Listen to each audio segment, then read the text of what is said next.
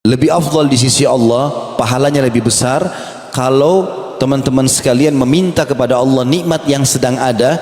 Kita lagi sehat, minta ditambah kesehatan. Kita punya anak, minta ditambah keturunan. Kita punya harta, minta tambah harta itu.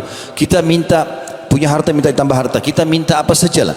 Apa kira-kira nikmat Allah yang ada sama kita, minta supaya itu ditambahkan. Tamak dengan rahmat Allah, itu lebih afdal, lebih Allah suka daripada kita sudah kena musibah baru minta jalan keluar, udah sakit baru minta sembuh. Allah lebih suka kalau kita sehat minta, ya Allah pertahankan kesehatanku, itu lebih Allah suka, lebih besar pahalanya.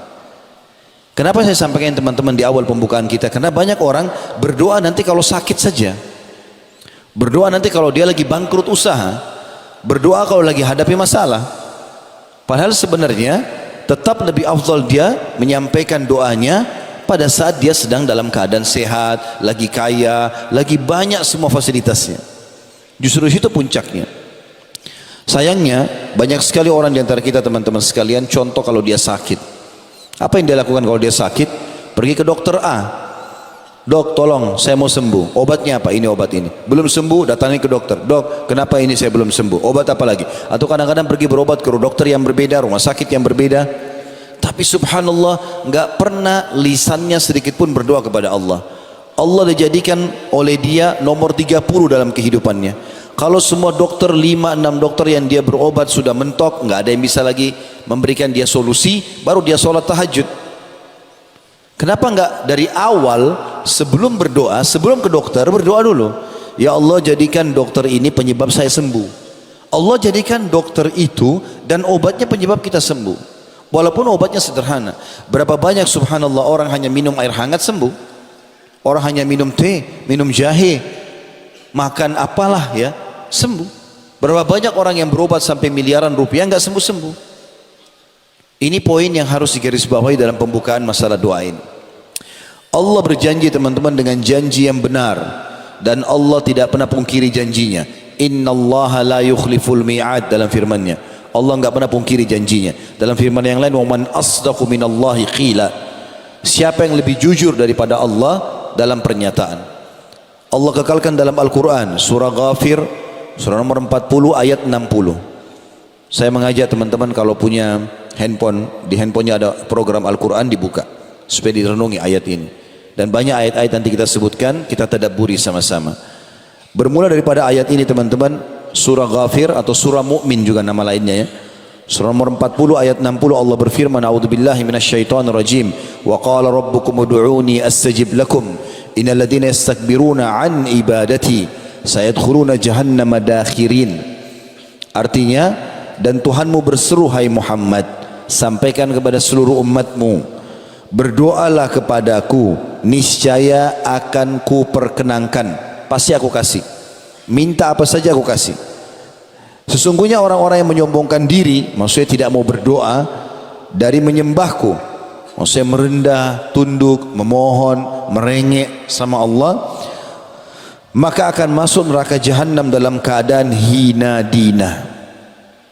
Jadi ayat ini menjelaskan kepada kita dengan sangat tegas kalau Allah akan memperkenankan doa.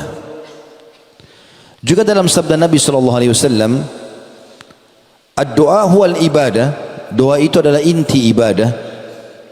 Kata Ibnu Hajar rahimahullah, yang dimaksud dengan doa itu adalah ibadah, artinya bagaimana seseorang menggantungkan seluruh nasibnya, kebutuhannya, apapun hajatnya kepada Sang Pencipta Allah, dan dia tidak boleh lalai sedikit pun. Sebagaimana Allah sudah mengaturkan, mau nggak mau kalau dia sebagai seorang muslim, ada namanya doa mau tidur, doa bangun tidur, doa mau makan, doa habis makan, doa mau masuk rumah, keluar rumah, masuk kamar mandi, keluar kamar mandi, mau berhubungan biologis, mau apa saja, doanya banyak. Allah SWT sudah siapkan agar dalam setiap keadaannya dia selalu bergantung dengan Allah Subhanahu wa taala. Kalau teman-teman tidak mau berdoa, maka justru mengundang murkahnya Allah.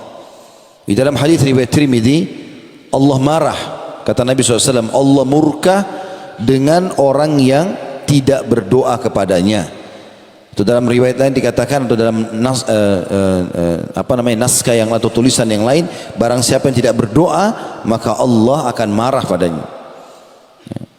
Jadi subhanallah, ada seorang penyair berkata, teman-teman sekalian, jangan kau minta sama manusia, karena kalau kau minta padanya dia akan marah.